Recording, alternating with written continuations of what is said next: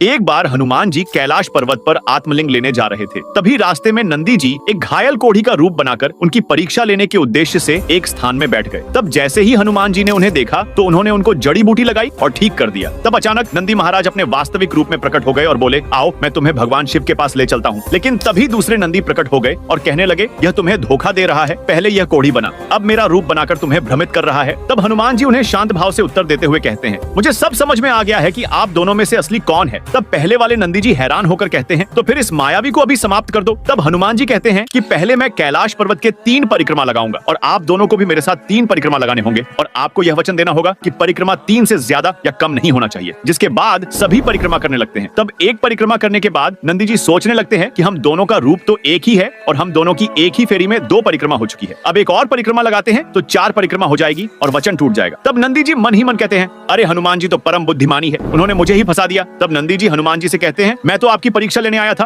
पर असल में तो आपने मेरी ही परीक्षा ले ली। अब मैं समझ गया, आपको तो कोई भी माया परास्त नहीं कर सकती। जिसके बाद हनुमान जी और नंदी जी अपनी अंतिम परिक्रमा पूर्ण करते हैं। तो दोस्तों, हनुमान जी के सच्चे भक्त चैनल को सब्सक्राइब करके कमेंट में जय श्री राम जरूर लिखें।